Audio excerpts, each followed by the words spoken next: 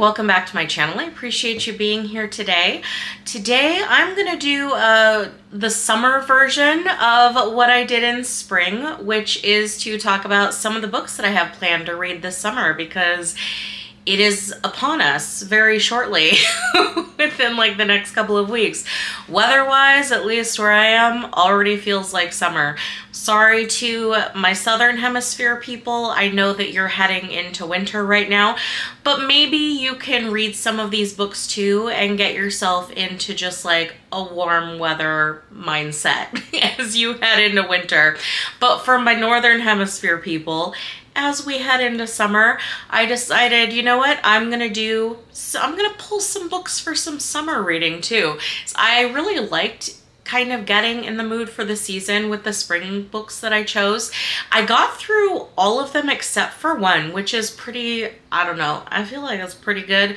And I mean, it's not a competition. And I did leave that one book still on my TBR for summer. I just shifted it because it still has a warm weather vibe. So I thought, hey, let's just add it to my summer reading book plans and we'll see how it goes. Maybe this one will have better luck this time around. Let's take a look at some of these books that I have planned to read over the next couple months as the weather gets warm. First one that I will mention here is my holdover from the spring books that I just did not get around to. It's Song of Silver, Flame Like Night. I have to say, every single time I see the cover, I just think it's really beautiful. This is an eye-catching cover for sure. They did a really good job, I feel, at the publisher with this design. This is a book about a girl, I think that she's probably in her teens, who is a magic user, but kind of doesn't really know that or how to go about it because she lives in a kingdom where magic has been suppressed and there's like no magic users really anymore. So it sounds like this is gonna be a book where she goes on like a journey of self-discovery to learn about her magic powers and ultimately end up, it sounds like, trying to save the world, because why wouldn't you? I love a good magic exploration, saving the world story, and it sounds like that's what this one's gonna be. Man, with this cover of this dragon on here, there better be some mythical beasts in this. That's all. Like, don't tease me like that. Don't tease a mythical beast and then not put mythical beasts in there. So I'm hoping this one has mythical beasts. And this one is probably actually going to be a priority for me to read this summer, just because I've really wanted to read it since it came out. So hopefully this summer I'll be getting around to this one. Second book that I chose is not a surprise to me. If you've watched some of my other videos, probably not a surprise to you either, because it turns out I have some kind of a literary obsession with books about pirates. So I'm gonna read Daughter of the Pirate King. This is, it sounds like it's exactly what it sounds like. Does that make sense? This is a book about the daughter of the Pirate King. She's also a pirate. Sounds like she's going on quests and adventuring, and I love everything about this synopsis. So I really want to get to this one. I also feel like this one's gonna go really fast because I think this is only, yeah, it's only about 300 pages, and the pages seem really simple as far as the text goes. We're at the point where 300 pages, I'm like, oh, this one will go really fast because I've been reading some giant books. So 300 pages seems like nothing at this point. But I mean, this is a YA, and like I said, with the layout, I am expecting this one to go fast. I do have some travel planned, so I might take it with me when I travel. It'll probably be one that would be fast to get through. The Fair Botanists. Did I choose this book because it's about plants, like it involves plants, and there's like plants on the cover and it feels Summer Ages based on the cover? Yes, I did. I did. But it's my list of summer books and I can choose them however I want. What I can gather about this book is that it's a historical fiction that's also kind of a mystery, and there's gardening and stuff involved. So it feels very summery to me. It's the Waterstone Scottish Book of the Year. This is not necessarily the kind of book that I would normally choose, but sometimes I do judge a book solely by its cover, and there's just something about this cover that sucked me in. So I will be hoping to read this during the warm weather months. Especially, I've been working on doing some gardening. My neighbors have beautiful flowers that they put out, like they plant every year. They look awesome. I'm super jealous of how nice all of their plants, their flowers look. Someday maybe I will achieve the same thing.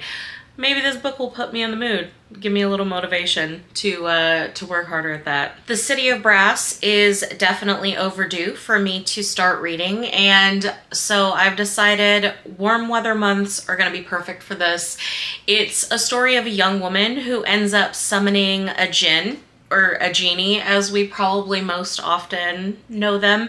And I believe this takes place in Cairo or around Egypt. A lot of the story is magical questing slash journeying through the desert, you know, just like hot, sandy, summer weather type setting, right? So I am finally gonna get started on this one. This is the first book in a trilogy, and then I believe the other book, which I already own, which is The Adventures of Amina al-Sarafi. I believe I'm remembering that title right.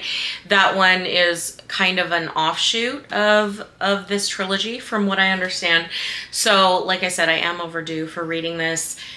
Questing through the desert with magic and genie stuff, I feel like that's a perfect setup for some hot weather reading. World of Wonders. This is another one that I initially chose purely based on its cover. I thought, I mean, this is just beautiful. It's kind of the light is very reflective here today, but you can see it's just, I mean, it's beautiful. It's got some really nice illustrations inside too. Like this is the end page here. And then at the start of each story or chapter, or at least almost all of them, there's like this one is, we got a little narwhal here. There's some nice illustrations throughout. So this is a memoir slash some short stories that it really seems like is going to have the reader appreciating like the beauty of nature. My guess is there's probably gonna be some life lessons in here too, because it just seems like that's what you get when you pick up a book like that, right? Some poignant life lessons. So I did mostly pick this up due to just the pure like beauty and uniqueness of this book, but I feel like this is going to be a nice warm weather read as well, just appreciating nature. I'll be honest, I don't exactly know what makes me feel like these books are summer reading books, but I just do. They feel like, well, definitely The House on the Cerulean Sea. I believe most of this takes place on an island, which to me feels very warm weather getaway kind of a setup, even though I know it doesn't really have anything to do with that. And then Under the Whispering Door, from what I gather about this one, death plays a huge role in this. And I don't mean like people dying. I mean death as a character. I love Death is probably my favorite character in the Discworld books, so I like to see other authors, you know, making death into an actual character itself. I like to see that. So I will see how I feel about TJ Klune's portrayal of death as a character. And again, even the edges here, they're beautiful. They go together. I'm hoping to finally get around to TJ Klune. I did borrow these initially from the library, and I read a couple of chapters, and I knew right away I was gonna want to own them because the writing style of this author just really clicked for me. And so I immediately went and I got both of the Barnes & Noble exclusive editions when they had them on sale. No regrets on that. So hopefully by the end of the summer, I will finally have TJ Klune read and have some formal opinions on these books, because most people that read them, I think, classify them in kind of a cozy fantasy category, which I have discovered that I love cozy fantasy, so I hope that it lives up to the reputation that this author has for writing some books that make you feel good. The final book that I'm choosing for my summer reading is going to be Spirits Abroad. This is by Zen Cho. Earlier this year, I read Blackwater Sister by the same author, and I loved it so much, I immediately decided I need to get everything by Zen Cho. So this was the next one that I picked up. One of the things that I really liked the most about Blackwater Sister was seeing the interaction between the gods, the spirits, and the humans. I thought that that was just done so well and such an entertaining way. And this book sounds like it's going to be basically an entire book of that. This is a book of short stories, it sounds like, of interactions between gods, spirits, and humans. And so it sounds like it's basically taking my favorite parts of Blackwater Sister, and the author has an entire book of that. That's what I'm hoping for. And again, this cover is so striking. They did an amazing job with this. If you haven't read Blackwater Sister, really recommend that one. And I'm hoping that I love this one just as much, because I would say Blackwater Sister, it definitely at this point in my top 5 of books that I've read so far this year. Probably one of my favorite books, period. I just, the writing style, the way that the author was able to tell the story. Again, I love stories that have interactions with like gods and humans. It was entertaining, but it was also done in a way that was somewhat realistic as well. I love that she wove in details about Malaysian culture. It felt very immersive, her writing style, and I just want to see some hijinks between gods and spirits and humans.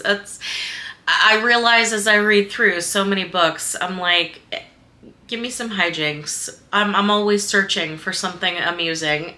And that's what I'm hoping this one will be. That is my list of warm weather planned books. It's not a hugely long list because I don't only read weather related setting books during different seasons, you know? I feel like that would be a little bit weird, but there are certain, you know, there's certain books where I feel like this is probably best read in this time of year. So I feel like that's a good setup. I think that's a reasonable amount. I don't know that I'm gonna get to all of them, but it's my plan so far. I do have some giant books planned for reading this summer. Like I'm working my way through Brandon Sanderson, which those do go fast, but like as I read them, they're very easily consumed, but they are pretty big books, so no promises. I do also want to read The Priory of the Orange Tree this summer, and hopefully as well A Day of Fallen Night. Those are giant books. So, you know, in addition to my normal reading, or I guess as part of my normal reading, I don't know, I got some warm weather books planned. Do you read according to the seasons as well? Like, do you choose books during different seasons to pick up? Let me know. Let me know what you have planned to read this summer if you're one of my Northern Hemisphere people, or if you're in the Southern Hemisphere and you just got out of warm weather. Let me know what you read. If you are also a seasonal reader, I'd love to know. If you've read any of the books I've talked about, let me know what your thoughts about those are too. I'll probably also do a fall reading list. I'm kind of honestly worried.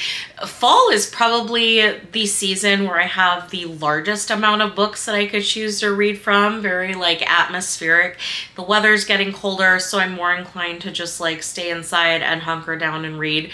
So I'll probably have to work on paring that one down. But yeah, you have any recommendations for some warm weather books, let me know. And as always, I do want to thank you for coming by today. I always appreciate it.